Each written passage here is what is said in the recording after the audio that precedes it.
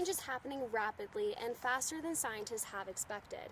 We could see this last year with the Australian bushfires sweeping over the country. Over 15,000 fires swept over every Australian state, and almost 3 billion animals were killed or displaced.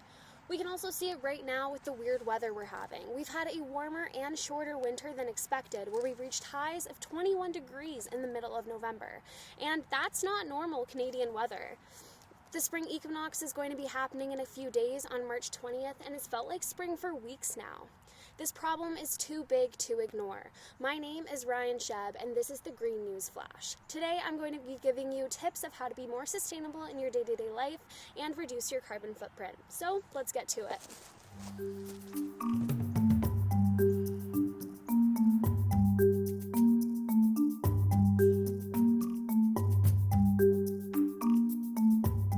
Since I was little, I've always been an advocate for the environment. When I was around 8 years old, I would get my family members to sign homemade petitions to help save the polar bears from the melting ice caps.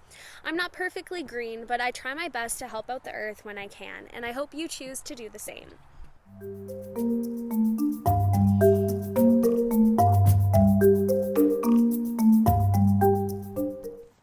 The simplest way to go green is by recycling and composting at home. This might seem like an obvious statement for some people, but there's actually a lot of people who don't do this, and it can make all the difference. Dividing your paper, plastic, and food waste on garbage day can really help reduce your carbon footprint. You might think just throwing your food scraps in the garbage is okay because they'll just decompose into the soil in the landfill, but they don't. They stay there for a while, and food is a major source of methane gas, which is a lot harsher to climate change than CO2. Also, just minimizing food waste at home in general can help. Eating the leftovers instead of letting them rot in the fridge is a great way to do so. And also, some other tips: you can put banana peels into a mason jar with water, and it'll make a fertilizer for your plants in a few days. You can also do the same with eggshells and make an eggshell-infused water for your plants, which is calcium rich. Another great way to reduce your carbon footprint is by eating less meat. I'm not saying to go vegan or vegetarian because I'm not, but I will try to cut out meat throughout the week by either doing a meatless Monday, or I've also gone pescatarian for periods of a time where I'll eat fish instead of meat. Eating less meat is the best way to reduce your carbon footprint, and especially if it's red meat. Red meat consumes 11 times more water than chicken does and produces 5 times more emissions. To make 1 pound of beef, it takes 5,000 gallons of water. That's just something to think about. And finally, shopping locally instead of buying online or from major brands is a great way to reduce your carbon footprint. This reduces emissions and the cost that comes with online shopping. So this tip helps your wallet and the earth. Fast fashion is a large ethical and environmental issue that you can help put an end to.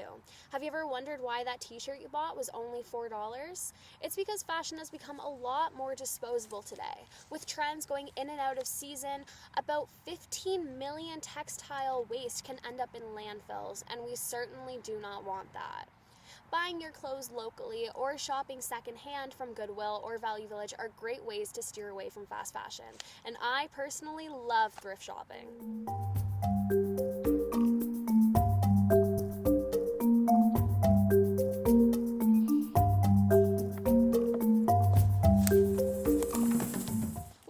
Being said, there's been lots of great news that has come from the pandemic. With more people staying at home and less reasons to travel, air pollution levels are dropping by 7%, which is a great start to meeting the goals of the Paris Climate Accord.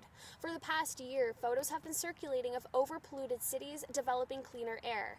People who live in northern India were excitedly tweeting photos of the Himalayas, which was a view that some said they hadn't seen in decades. In the City of London, the waste management team saw the rate of recycling raised by 5% in just a period of 4 months. So this is a lot of great news, and there has to be more to come.